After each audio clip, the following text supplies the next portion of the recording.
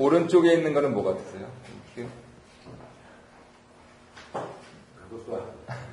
교도소 같죠?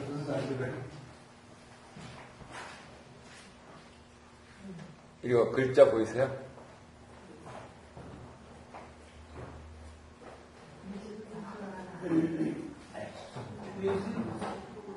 에스더하고 모르드게 박물관이다. 지금 이 아래 있는 것이 에스더하고 모르드게 묘. 가 되겠고요. 지금 오른쪽에 있는 그림은 아하수에로 왕의 묘비. 당시의 공용어였던 세계 언어로 쓰여 있다고 하는데요. 봐도 모르죠. 그리고 왼쪽에 있는 게 다니엘의 묘. 그래서 여기가 지역적으로 이란에 현재 있고 지금 여기 잘 안 보이는데 참배객들이 와서 이 위대한 선지자처럼 지혜를 얻게 해달라고 알라신께 기도를 한다는 거예요. 네, 반응이 아주 바로 나왔는데 이란 사람들은 다니엘이 알라신의 지혜를 받은 사람들이었다 이렇게 해서 굉장히 큰 무덤을 만들어 놓고 이렇게 한답니다. 우리나라로 치면은 김춘추 대왕하고 김유신 장군 이렇게 그런 관계가 되겠죠. 그래서 그렇게 김유신 장군 정도 이렇게 해당하는 그러한 분으로 보면서 경배하고 있고 오늘 새벽에 좀 준비를 하면서 소식을 들어서 잠깐 말씀을 드립니다. 오늘은 이제 마태복음 13장을 좀 끝내야 될 것 같은데요.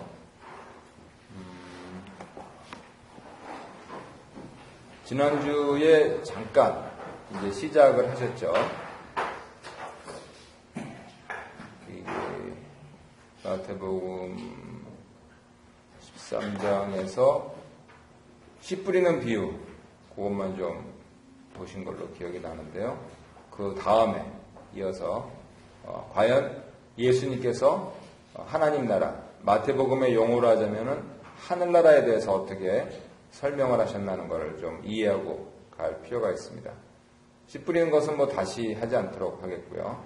그리고 비유에 대해서 말씀하시니까 이사야 선지 말씀을 통하여서 들어도 깨닫지 못하도록, 보아도 보지 못하도록 그렇게 하신다라고 하는데, 그러면 하나님이 왜 그렇게 하시냐 하는 의문이 일어날 수 있습니다. 그래서 이사야 6장 말씀은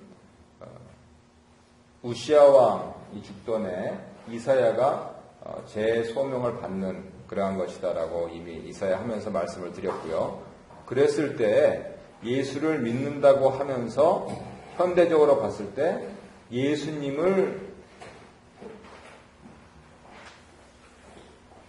주님이나 혹은 구세주로 받아들이지 않는 분들, 이미 교회에서는 그런 것들이 조금 왕왕이 있는 것 같아요.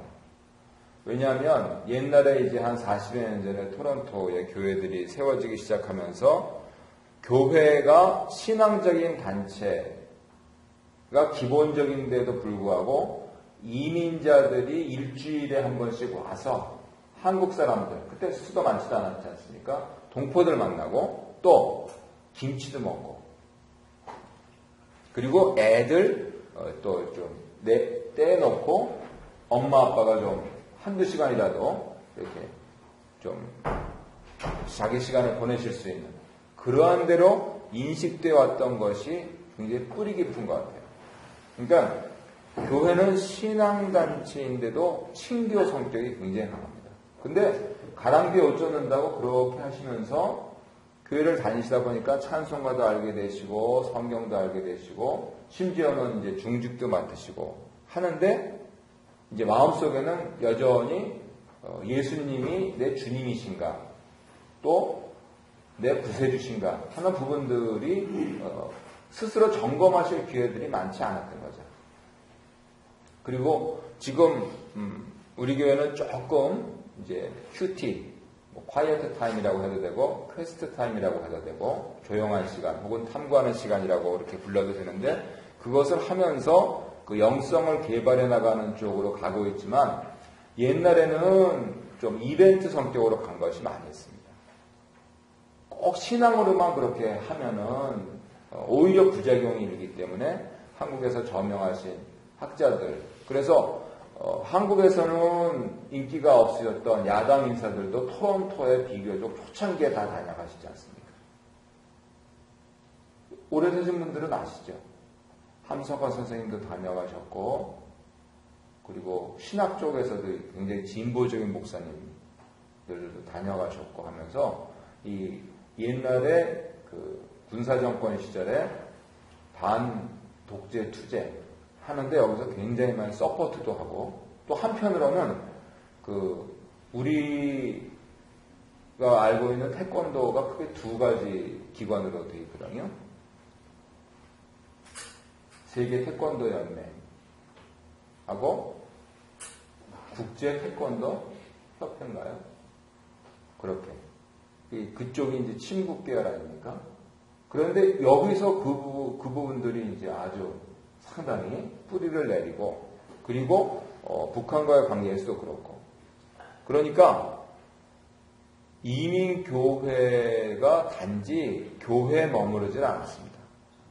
그 동포들의 어떤 산실이었고 그 다음에 이제 우리나라가 살만해지고 대사님이나 영사님이나 이렇게 좀 이름 있는 분들이 오셔가지고 잘 거기를 놓으니까 오늘날에는 이제 교회는 신앙단체로만 이렇게 분류가 되는 거지. 그런데 벌써 40여 년 역사가 있다는 것이죠.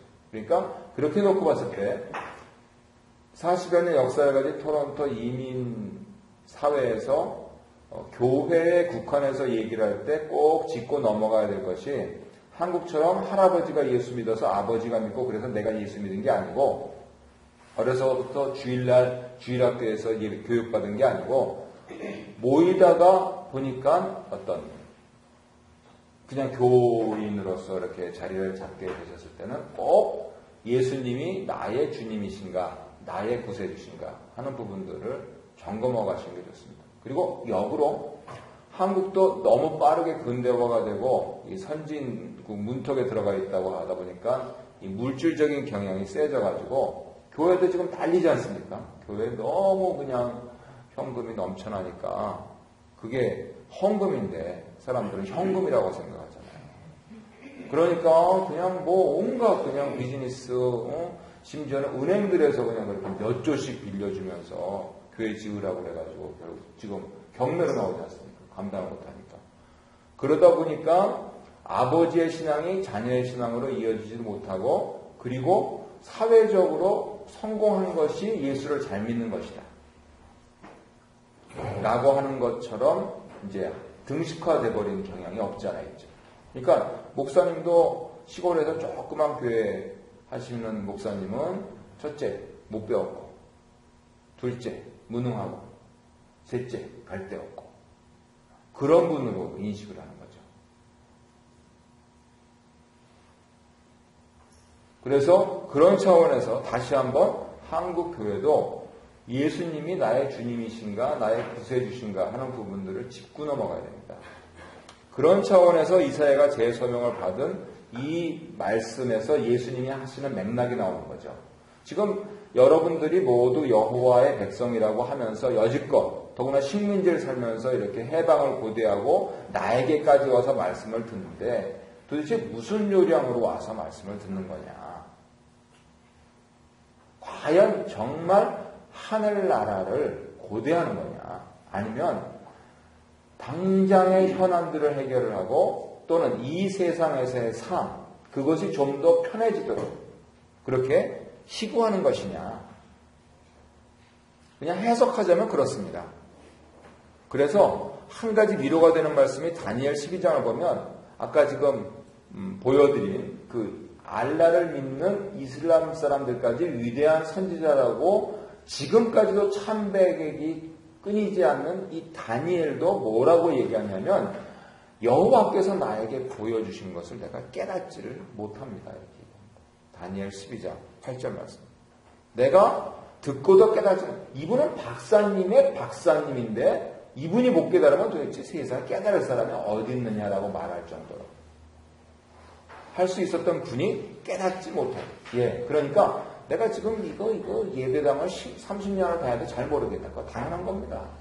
다니엘도 그랬는데 내가 뭐 다니엘보다 능가할 수 있겠습니까? 하지만 기본적인 자세, 내가 나의 욕망과 또 나의 어떤 지상적인, 물질적인, 현세적인 그러한 소원만 가지고 나와 있느냐, 아니면 예수께서 그렇게 전파하시다가 십자가해 받으시고 달려 돌아가신 그 복음, 그래서 결국 내세가 있고 하나님께서 통치하시는 나라가 빨리 와야 된다라고 하는 것. 그리고 오늘 본문에서 보자면은 그것을 한마디로 재림신앙이라고 부를 수 있는데, 예수님 반드시 빨리 오셔야 된다, 다시 오셔야 된다 라고 하는 그러한 마음으로 예배당을 다니고 있느냐, 그거는 점검해야 된다는 거죠.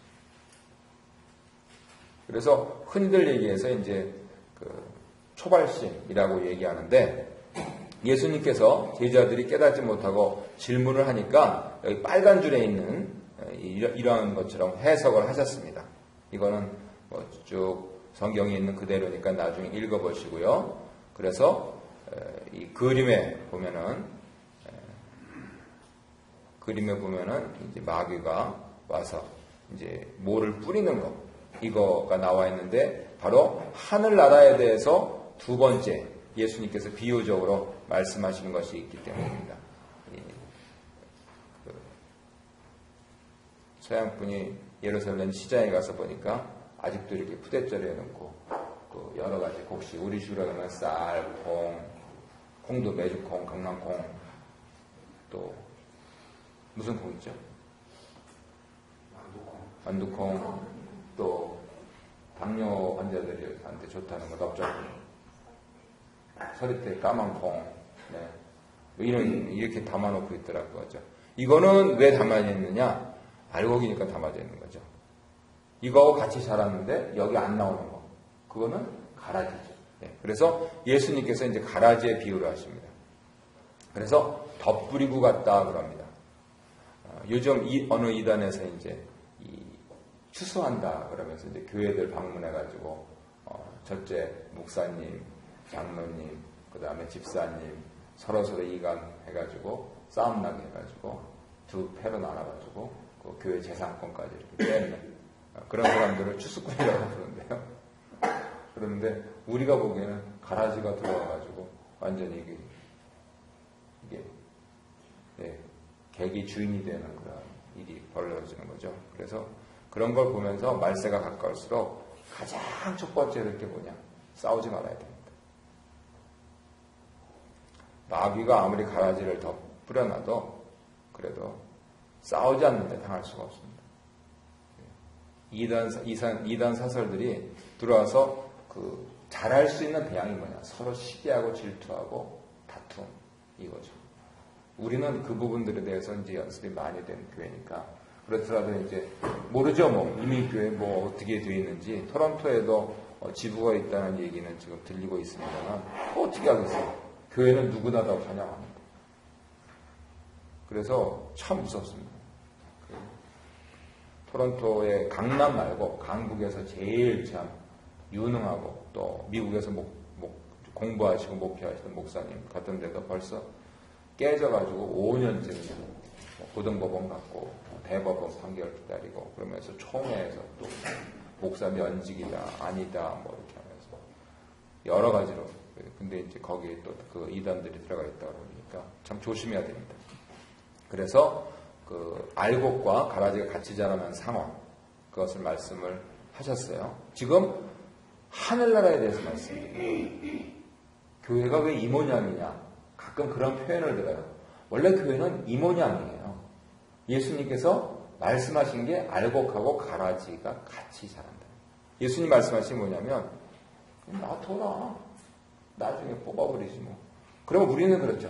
아니 그 알곡이 그 토양을 더 쫙 빨아들여가지고 더 크게 자랄 수 있는데 왜 그러십니까? 아이고 그러다야 알곡까지 뽑을라. 그 말씀 보면 더 평화에 대한 그 검증 시스템이 더 확고하게 자리 잡습니다. 안 싸운다고 합니다. 안 싸우고 그리고 그런 상태에서 버티지 못하면 뽑히는 거죠. 가정에서도 마찬가지입니다. 부모가 싸우면은요, 자식들이요, 아무리 똑똑해도 참 그 어떤 정서적으로 어려움이 있습니다. 그래서 이 평화에 대한 그런 부분들 다시 기억나고요. 지금 여기 보이는 것이 그 다른 분이 그린 겨자씨. 근데 이렇게 해가지고요, 많이 이렇게 흩뿌리나 봐요. 그래서 뭐 1mm도 안 된다, 이렇게 눈에 잘 안 보인다, 그렇게 했는데 여기서 이제 번역이 좀 잘못됐다 그럽니다. 나무는 아니고, 뭐 우리 동네에서 볼 수 있는 걸로 하자면 나무가 아니고 이렇게 많은 새들이 와서 깃들이는 거, 어떤 식물이 있을까요? 가시덤불 같은 거요. 네. 저는 미스터 이렇게 아래 레이쇼 쪽으로 내려가면서 갈대숲 보고 이렇게 보면은, 그리고 심지어는 그 403에서 나와가지고 에리밀스 파크 이렇게 나와가지고 하는데 어느 날 하루는 어미새인가 봐요. 거기 아래에다가 그거 한 40cm, 50cm도 안 될 것 같은데 거기다가 둥지를 틀었나 봐요. 그러니까 주위를 분산시키면서 탔다가 탔더니 아무것도 없으니까 쏙 들어가더라고요. 그래서 저거 좀 가서 보고 싶던데 다른 차에 방해될까봐. 아무튼 새들이 와서 깃들이는 그러한 풀이 된다고 합니다. 그러면 이런 하늘나라는 어떤 하늘나라일까요?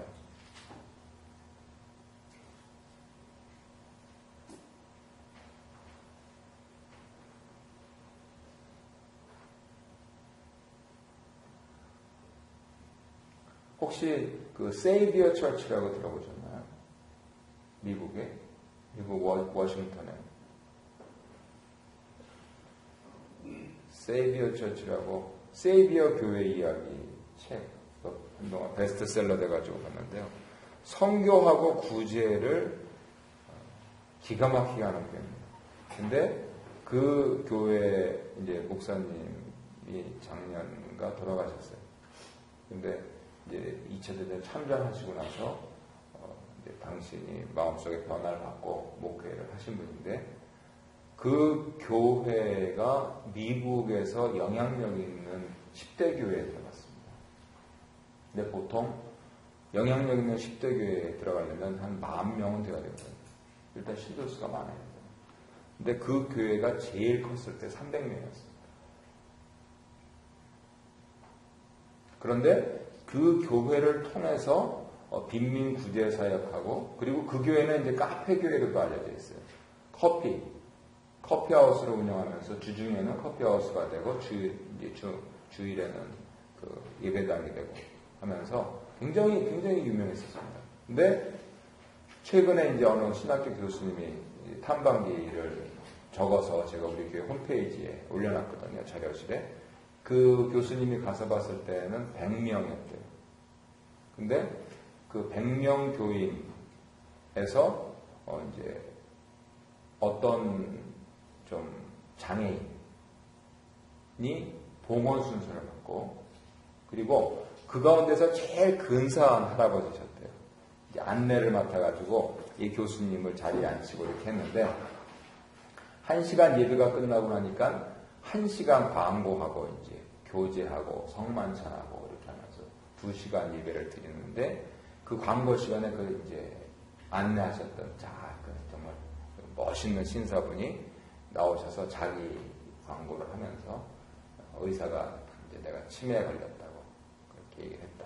그래서 이제 곧 하나님 나라에 갈 것 같은데 제일 좀 마음이 안 좋은 게 점점 여러분을 못 알아볼 것 같아서 그게 참 마음이 안 좋다. 그렇지만 그렇더라도 용서하고 결국은 하나님 나라 가서 다시 보자. 그래가지고 그 교수님이 감동을 받아가지고 글을 실었어요. 우리 교회 홈페이지 자료실에 가시면 있습니다. 그래서 여전히 100명밖에 안 되는데도 영향력을, 교회가 뭐냐에 대해서 영향력을 미치는 교회입니다. 수적으로는 말이 안 되고, 거기는 멤버들 보면은요. 그리고 제가 누차 말씀드렸지만 제가 하늘의 천성의 찬양 때 찬양을 드렸던 영국의 셀 교회도 장애인 아이가 막 돌아다니고 기타 치는 사람도 그렇고 우리 한국식 같으면 그게 무슨 예배냐 이렇게 할 텐데 그런데 성령님 역사하신다. 그러면은 바로 겨자씨 같은 교회죠. 평소에는 눈에 안 보이는데 한동안은 억불 단위로 구제금이 나갔습니다. 그 교인들이 뭘 헌금을 하면 얼마나. 근데 그 작은 교회가 교회다워지니까 그쪽으로 헌금이 보입니다. 좋은 일에 써달라고. 그래서 그런 영향력이 있었다. 보시고요. 네 번째로 이제 가로 서말 속에 갖다 놓은 누룩과 같다. 그래서 한국에도 이제 세이비어 연합회 뭐 이런 단체들도 있습니다. 그리고 지금 이제 아마 좀 서양식으로 이렇게 그린 것 같아요. 여기에 반죽을 하시면 자 그렇잖아요. 여기 누룩을 넣으셨나요? 생으로 그냥 이렇게 하셨어요. 누룩을 넣으셨다면 한 3배는 커지나요? 5배 커지나요? 네. 그랬을 때 이거는 또 무슨 내용일까요? 하늘나라가 어떻다는 걸까요?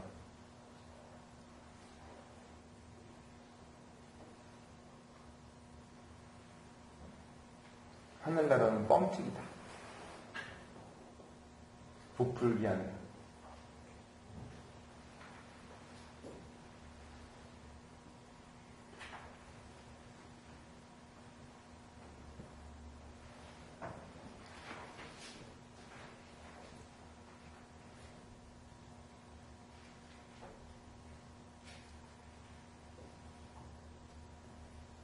효소의 특징은 뭐죠? 발효시키는. 어떻게 발효시키는 거죠? 장로님 잘 과정하시면. 자기는 어떻게 되죠? 네, 자기는 없어지고 다른, 그러니까 밀가루라든가 옥수수 가루, 쌀가루는 부풀어지나요?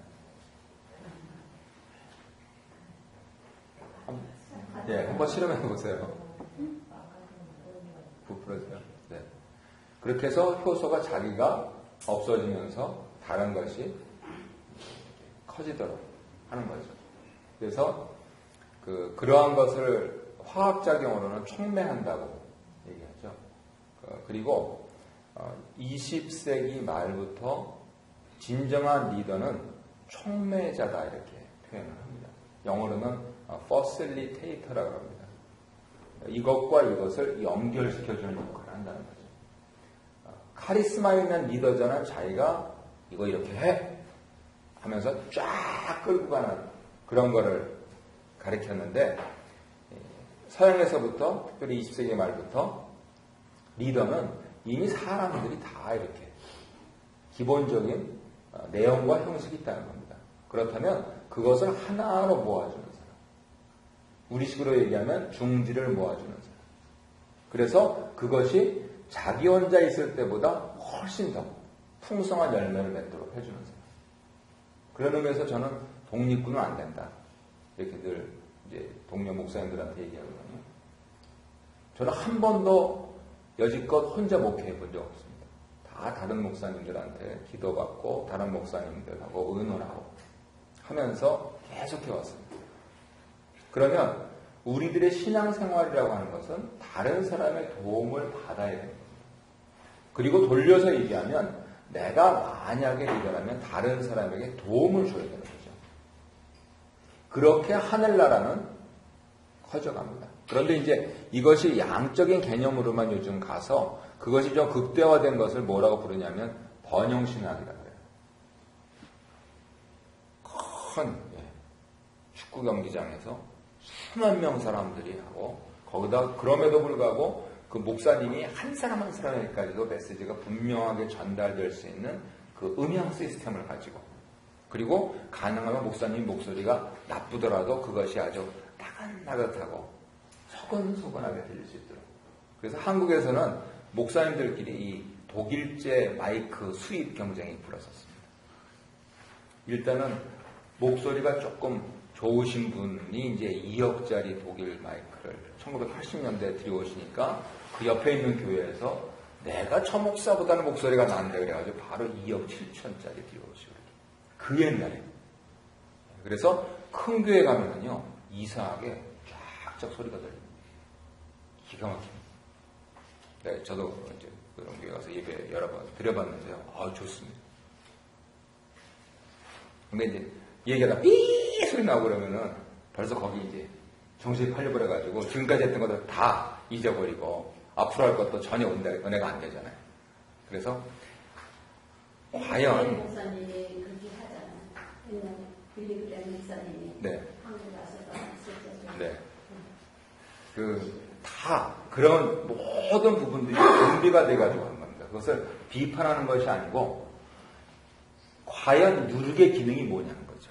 그런데 그렇게 하는 번영신학은 한 파트입니다. 그게 틀리다는 게 아니고요. 한 부분입니다. 그러면 어떻게 얘기하면 요즘 개신교에서 저는 조금 더 위기를 맞았다고 보는데 제가 이제 한국으로 들어오라 그래도 지금은 더 안 들어가는 것이 이 카톨릭의 교황님이 수도사 출신이 되시더라고요. 아세요?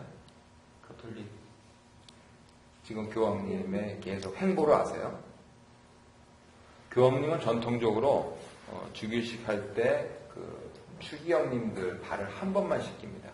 평생 안 씻기세요. 세족식 딱 한 번 합니다. 교황직이 그때. 근데 이 교황님은 가는 곳마다 하시네요. 더구나 이슬람 소녀까지도 발을 씻어주면서 이제 신이 너에게 자비를 베풀길 바란다. 그 사람들 얘기로 인샬라 그렇게 합니다. 그리고 이분이 모든 카톨릭 교인들은 정치적인 사람들이 되어야 된다. 다 그럽니다. 그래가지고 굉장히 사람들이 야 역시 남미 출신 교황님이다 그랬는데 끄트머리에 잘 읽어보면 어떻게 정치적이 되냐. 기도로서 되는 거다. 그러니까 날마다 자기 조국과 민족을 위해서 세계 평화를 위해서 기도해라. 그게 정치적이 돼야 된다. 그래가지고 저는 막 박수 보냈습니다.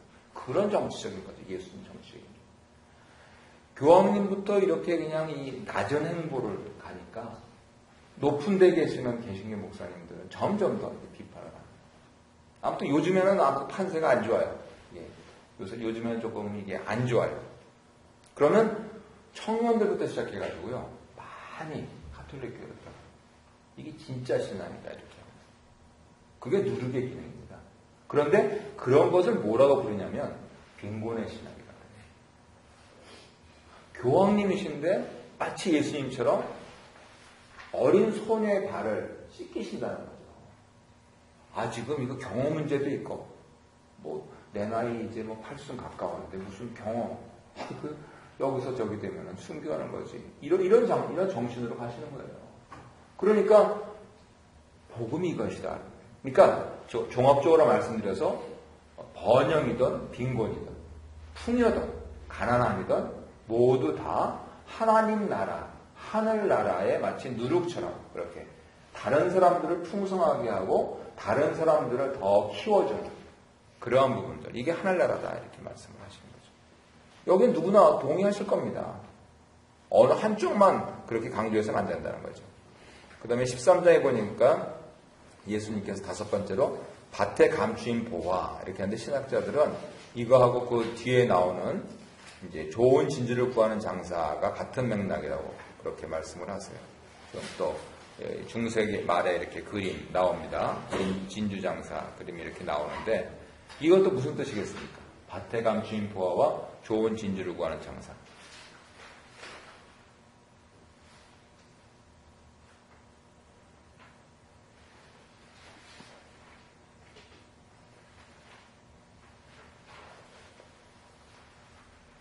사실은 이런 것들 때문에 교회가 헌금이 많았습니다.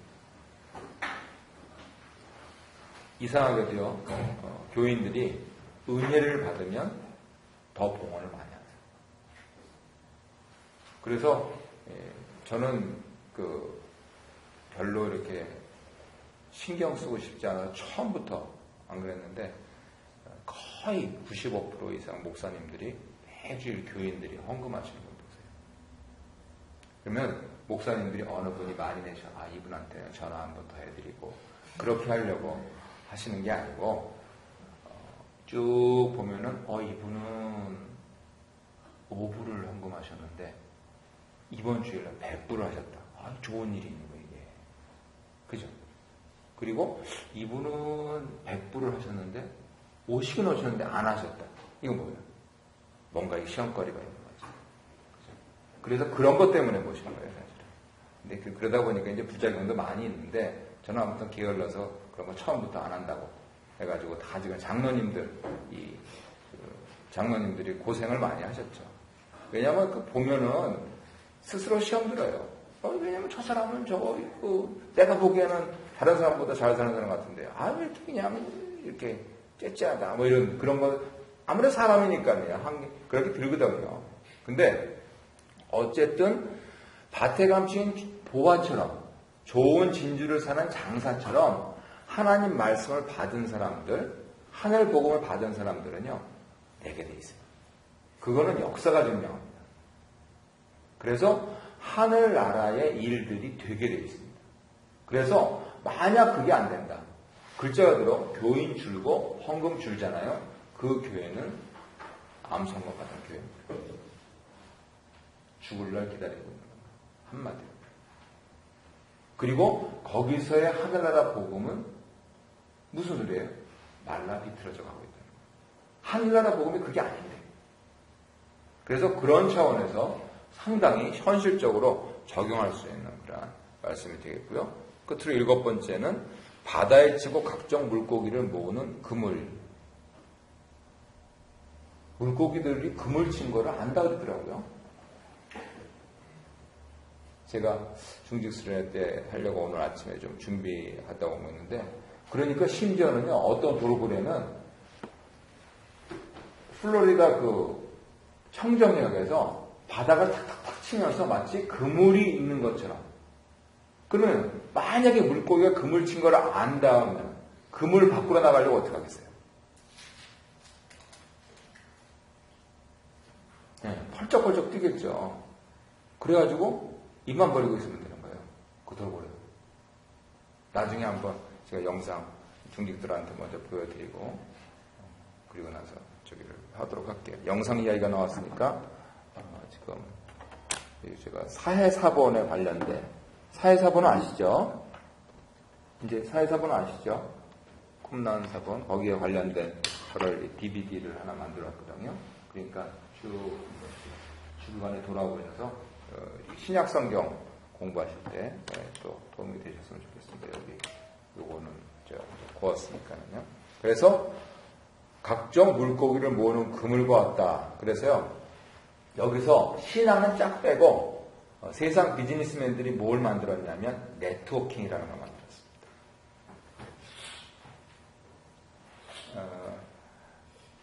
우리 김 집사님이 아리조나 대학에서 어디?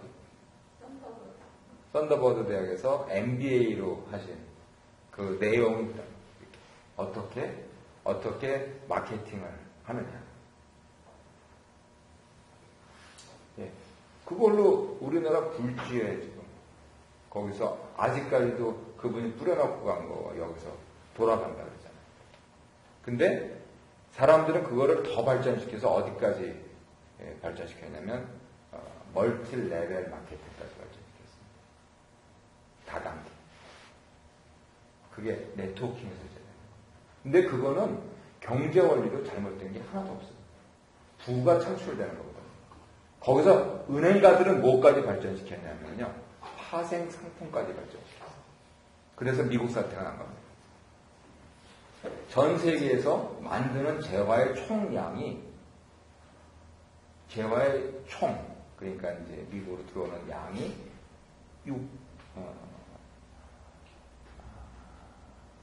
60조 달러예요. 전 세계 사람들이 노동을 해서 만드는 양이. 그런데 미국인 은행가들이 전 세계에서 만들어내는 돈의 양이 600조 달러예요. 팔 물건은 60조어치가 있는데 돈은 600조가 있단 말이에요. 그래서 문제가 생기는 거예요. 근데 이 부분들이 정상적으로 돌아갈 때는 사람들은 정말 행복한 거예요. 그 기본이 뭐냐면 이 네트워킹입니다. 네트워킹 어디서 나왔어요? 네트에서 나왔어요. 그물 치는 겁니다. 이렇게. 대장 사람들은요, 이거를 발전시키고, 발전시켰어요. 기독교인들 어떻습니까? 네트는 무슨 네트. 아유, 오늘 좋았어, 설교. 거의 끝이에요, 그냥. 네트는 무슨 네트. 이 교회의 위기입니다, 이게. 예수님은 천국복음을 말씀하셨는데, 오히려 교인들은 천국복음에 대해서 관심이 없지 않는가 하는 부분들 잘 생각하셔야 됩니다. 천국복음에 대해서 관심이 있다면 네트워킹을 해야 됩니다. 목사님, 장로님 혼자서 절대 할 수가 없습니다. 그래서 우스갯말로 그랬죠. 히딩크 감독이 히트쳤을 때 나왔던 얘기인데요. 요즘 교회는 수만 명의 관중이 저쪽 원수마귀 11마리하고 담임 목사 한 분 경기장에 놓고 11대1로 경기하는 걸 보는 거다. 축구 경기. 뭐 가서 볼 차고 가서 수비하고 온갖 일을 다 해야 됩니다. 다른 분들은 뭐 하느냐? 조금 교회 관심 있는 분들은 후보로 벤치에 앉아있어요. 그리고 그게 아니고 뭐 그렇게까지 그냥 적당히 하자고요 하시는 분들은 다 관중석에 올라가 앉아 계십니다. 잘한다 하면서 이겨라. 어떻게 이게 11마귀 마귀를 주님도 아닌데. 그래가지고 그 한 사람 딱 꺾어뜨리면 교회가 풍지박산 나는 건 제가 서두에 말씀드렸잖아요. 미국 유학파 출신에 그 잘생기고 정말 잘생겼어요. 키도 크고. 근데 아무튼 시민권이 있다는 거에서 시작했어요. 한국에서 목표한 거죠. 참 가슴이 아픈 일이죠. 그래서 하늘나라에 대해서 이렇게 정리를 해드리고요. 끝으로 마태복음 19장에서 28장까지는 예수님께서 갈릴리 사역, 지금까지 말씀드린 것에 대해서 정리하시고 유대에서 사역을 하시는 내용이 나와 있습니다. 근데 마태, 마가, 누가복음에는요, 예수님이 유대에 한 번 혹은 두 번 가신 걸로 되어 있어요. 왜 가셨느냐 하면은 6월절 지키려고 하시는 거예요. 그런데 예수님 공생애를 왜 3년 혹은 3년 반이라고 그러느냐면요, 요한복음에 예수님이 벌써 1장, 2장 지나면서 두 번 가세요. 그리고 끝에 또 가시고. 그래서 6월절 3번 가셨구나. 6월절 3번 가셨으니까 제자들하고 몇 년 공생애 하신 거예요? 3년 공생애 하신 거예요. 그렇게 계산을 하는 거예요. 근데 마태복음 19장부터 28장까지는 이제 마치 쭉 읽어 내려가면 갈릴리에서 사역하시다가 유대에 가신 걸로만 나와 있습니다. 그러니까 마태 사도는 역사적으로 기록한 게 아니니까요. 허구적으로 기록한 게 아니에요. 마태 사도는 유대인들에게 복음적으로 기록한 거예요. 그래서 마태복음이에요. 19장부터 25장을 보면은 왕으로 나셨다 하는 부분들을 아주 분명히 합니다. 그래서 승리의 입성을 하시죠. 사람들은 굉장히 웃기다 그럽니다. 왜요? 승리의 입성은 빨간 카페트 깔리고 백마 타고, 백마 도둑 말이죠. 너무 잘 먹어가지고 그냥 여기 그냥 그 장군들이 타는 백마 있잖아요. 그거. 그래야 되는데 이거는 뭘 타셨어요? 나귀 새끼. 근데 한 번도 매지 않은, 뭐 옛날에 우리 배운 송아지로 들으면 한 번 코를 뚫지 않은, 그 순전하다 그런 뜻이죠. 그 어린 나귀 새끼가 얼마나 힘들었겠어요. 그런데 예수님은 성경 예언 스가랴를 이루시려고 그렇게 해나가시고 그대로 왕으로서 입성하셨어요. 그 다음에 빨간 카페트도 아니고 종려나무 바지 깐 거, 자기 입었던 겉옷. 자기 입었던 겉옷이 뭡니까? 사람들이 이스라엘 사람들은 가난한 사람은 옷 하나, 부자는 옷 둘이에요. 그게 무슨 소리입니까? 자기 자신을 깔았다는 소리입니다. 그래서 왕으로 그렇게 입성을 하시는데 여기서 지금 저자가 잘 지적했듯이 갈릴리에서는 복이 있다 8번 하셨는데 유대에 와서는 화 있다 8번 하셨습니다. 이 도시에 사는 교회들 이거 굉장히 조심해야 됩니다. 어쩌면은 이름도 없이 빛도 없이 있다 가겠지만 시골 교회들은 그나마 나아요. 볼 게 뭐 있습니까? 재미가 어디 있습니까? 맨날 하는 게 농사 짓다가 고기 잡다가 주일날 되면은 와서 장로님 가보시니까 가사 다 외우신다면서요. 찬송가 가사. 선마을 교회 가니까요. 한국 가셨을 때. 다 외워서 부르시고, 지금 거기 갔더니 우리보다도 훨씬 적은 인원인데 우리보다 찬송가 소리가 크다. 예. 그렇게 살다 가는 겁니다. 교회라고 하는. 한 20년 되는데, 그래도 성을 네. 찬송가 불러주냐. 예. 거기서 그렇게 갈급한 거죠. 우리는 재밌는 게 너무 많아요.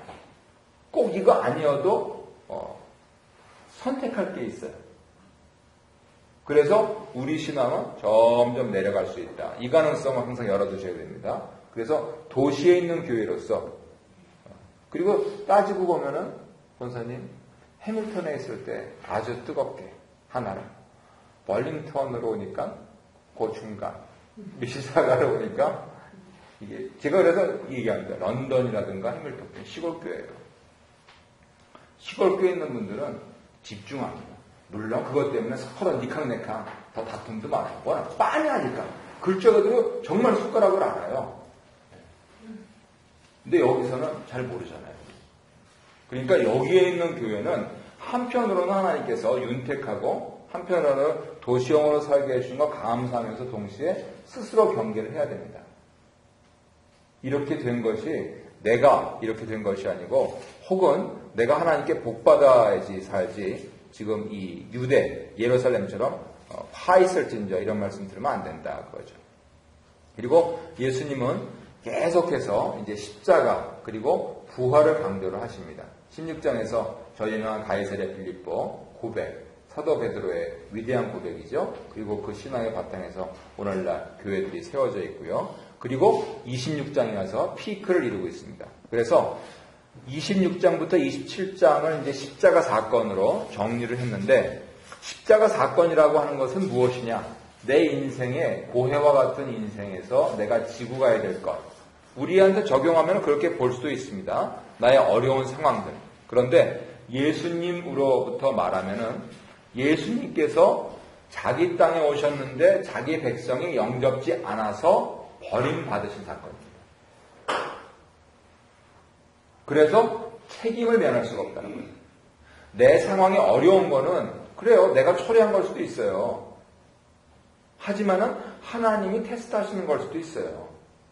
그래서 객관화시킬 수 있는데, 예수님에게서는 예수님이 무슨 죄가 있으시냐고요. 예수님이 뭘 초래하셨냐고요.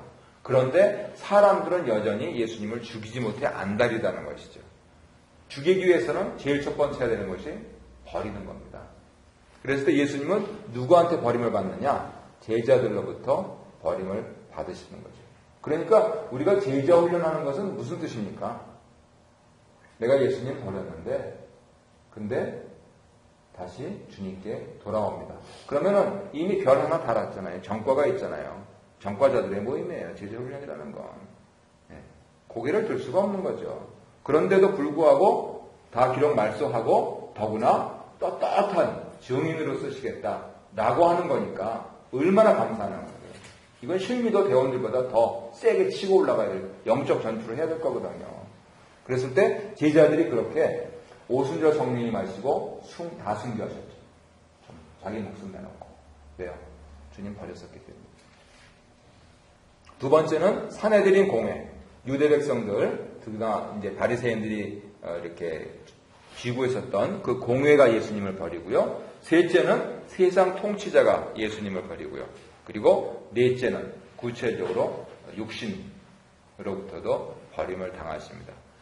사도 마태는 거기에 대해서 예수님께서 어떻게 비참하게 돌아가셨는 그러한 것보다 어떻게 그분의 죽음이 우리의 영생, 우리 하늘 복음, 우리의 구원, 우리의 복과 관계가 되어 있느냐. 그러니까 영접을 받으셔야 될 분이 이렇게 버림을 당하셨기 때문에 사람들은 버렸는데 자연은 그것을 통탄 여긴다. 그래서 일반 계시적으로 아주 자세하게 묘사를 합니다. 한낮에 어둠이 임했고 땅에 진동했고 바위가 터졌고 무덤이 열렸고 무엇보다도 유대인들에게 중요했던 성소와 지성소를 가르는 그 휘장이 위에서부터 아래로 찢겨졌다. 이거는 찢을 수가 없는 그런 건데 신적인 그러한 찢김이라고 이렇게 부르죠. 위에서부터 아래로 찢겨졌다. 바로 그 한 백부장에 불과했던 로마 군인의 고백처럼 바로 너희들이 죽인 이 예수가 하나님의 아들이었다. 그리고 우리가 이 일의 증인이다. 왜요? 사실 우리들부터 버렸으니까. 그것이 사도 베드로가 사도행전 2장에서 설교하는 그 키 메시지입니다. 그렇지만 하나님은 예수를 버리시지 않으셨죠. 한 가지 주의하실 것은 예수님은 하나님께서 버리지 않으실 것을 충분히 예상하시고 아픈데도 불구하고 십자가에 달려서 돌아가셨다. 이렇게 생각하시면 안 돼요. 그건 자작극이 되잖아요. 예수님은 철저하게 인간이시다라고 하는 그 말 뜻이 뭐냐면 예수님은 십자가에서 해받으시고 죽으시면은 부활할지 안 할지 모르시는 거예요. 예수님은 성자신데도 불구하고 자기의 신적인 능력을 제한하셨어요. 그것이 빌립보서 2장에서 하고 이제 저쪽 스코틀랜드의 일부 독일 사람들하고 케노시스학파라고 자기 비움의 그러한 신학이라고 부르는데 그가 자기를 비어 종의 형체를 가져 여기서 나왔습니다. 그가 자기 뭘 비웠냐? 신적인 능력을 비웠어요. 아 이렇게 하면 아는구나 하는데 그거를 비우셨단 말이에요. 그러니까 몰라요. 그리고 종의 형체가 됐어요. 사람이 됐어요. 사람이 겪는 비애를 다 겪으시는 거예요. 그래서 바로 그처럼 100% 순종하시니까 하나님께서 그를 받으시고 다시 살리셨다 하는 것이 이사야 53장 이후 고난의 종의 노래에서 나옵니다. 그가 속건제물로 백성을 대신해서 이가 옳았다. 지금 제자들, 사내들인 세상 통치자들 그리고 세상 모든 인간 만물들까지 포함해가지고 다 자기네들이 옳다고 해서 예수를 버렸는데 하나님이 이 예수가 옳다라고 증명하신 사건이 부활이라는 거예요. 그러면 그것이 구절이 어디 있느냐? 이사야. 우리 때문에 찢기시고 고통당하셨는데 결국 그가 다시 속건제물이 되셔서 온 백성들을 위해 의인이 되시고 남은 의인들을 다 모으실 거다 하는 내용이 이사야 예언이에요. 그리고 그걸 받아가지고 히브리서에 가면은 저가 아들이라도 죽기까지 순종하셨는데 바로 그렇기 때문에 저가 아들이라도 죽기까지 순종하셨는데 죽으면 끝이잖아요. 그런데 바로 그렇기 때문에 하나님 아버지께서 그를 높이 드셨다라는 그러한 성경이 나오고 있는 것이죠. 그러니까 예수님의 이 부활이라고 하는 것은 성령의 능력이다라고 사도 베드로가 사도행전에서 얘기를 합니다. 너희들은 버렸지만 하나님이 성령의 능력으로 살리셨다. 그러니까 양자택 일이 없다. 너희들은 여기서 일로 와야 된다고 합니다. 그러니까 주 예수를 믿으라. 그러면 너와 내 집이 구원을 받을 것이다. 아니면 심판과 멸망입니다. 양자택일의 문제가 아닙니다. 너희들은 배신했다. 우리도 포함해서. 근데 우리는 성령 받아서 이제 이 길을 간다. 결국 인간적으로 보면 순교까지 간다. 겁니다. 그런데 그것이 하나님의 길이고 하나님께서 하신 것이니까 이제 너희도 돌아와라.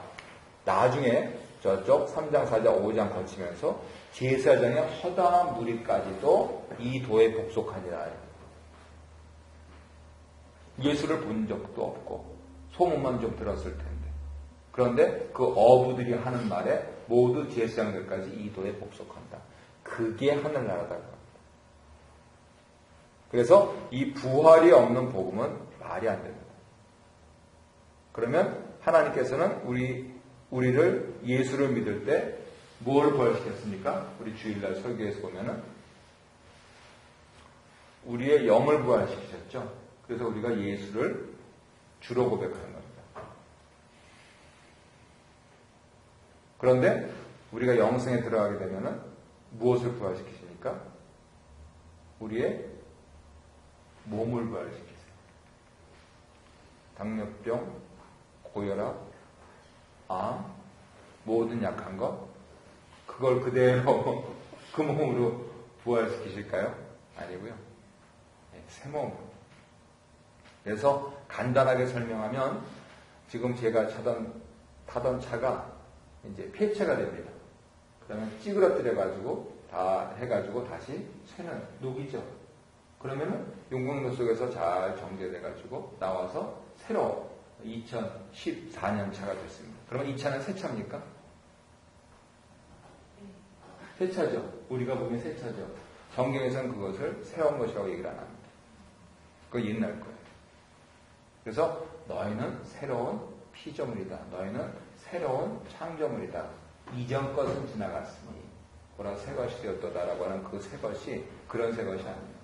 사람들은 아무리 새 거를 만들어 봤자 리미티드 월드에서 만듭니다.